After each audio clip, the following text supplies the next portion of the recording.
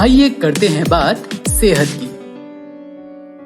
नमस्ते आदाब दोस्तों, कैसे हैं आप? डेंगू और चिकनगुनिया से बचे रहने के लिए सारी सावधानियां तो अपनाई है ना आपने?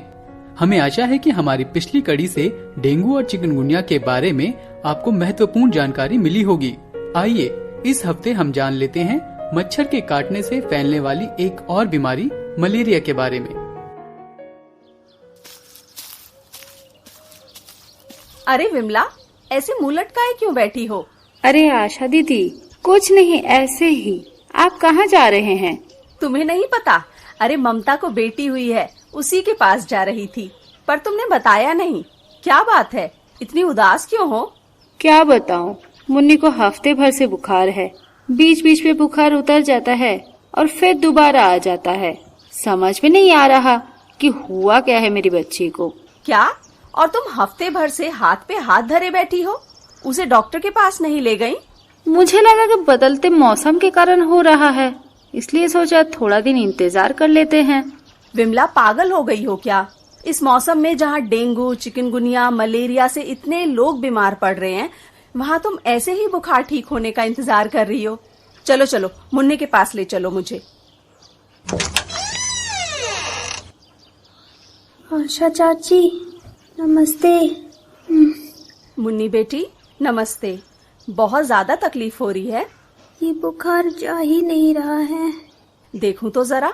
बाप रे, तुम्हारा बदन तो जल रहा है। विमला, इसे कुछ दवाई दी? हाँ, वही बुखार कम करने के लिए दवाई दी है, पर उसे बस कुछ ही देर के लिए बुखार कम होता है। बेटी मुन्नी, तुम्हें सर दर्द भी है क्या? हाँ चाची, बहुत तेज सर दर्द है और उल्टी भी आती है बीच बीच में। कपकपी भी होती है क्या कभी कभी? हाँ दीदी, कभी कभी तो बहुत तेज कपकपी होती है मुन्नी को, जैसा बहुत ज्यादा ठंडा लगने से होती है। लक्षण से तो मलेरिया ही लगता है। विमला, एक काम करो, अभी एक रिक्शा बुला लाओ। मैं ममता के यहाँ बाद में चली जाऊंगी। पहले तुम मेरे साथ मुन्नी को लेकर डॉक्टर के पास चलो, और देर करना ठीक नहीं होगा।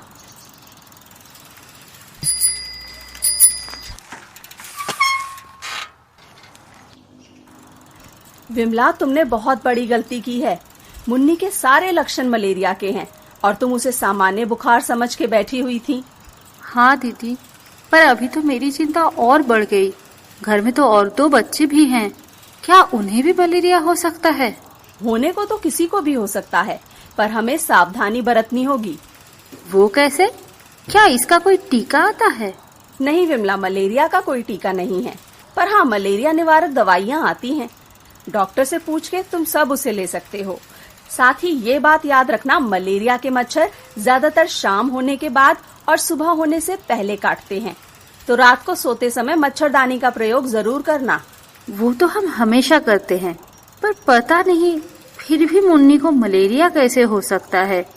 अरे बाबा, शाम होते ही तुम मच्छरदानी के अंदर तो नहीं घुस जाते हो ना। आगे से ऐसे कपड़े पहनना जिससे शरीर के अधिक से अधिक भाग ढके रहें। साथ ही शाम होते ही खिड़की दरवाजे बंद कर देना और मच्छर को भगाने और मारने के लिए मच्छरनाशक क्रीम, कॉइल, स्प्रे का इस्तेमाल करना। और हाँ, इस बात पर ध्यान देना कि अपने घर के आस पड़ोस में कहीं भी पानी जमा ना हो, समझी? हाँ दीदी। लो, स्वास्थ्य केंद्र भी आ गया। भैया, यहीं रोक दीजिए।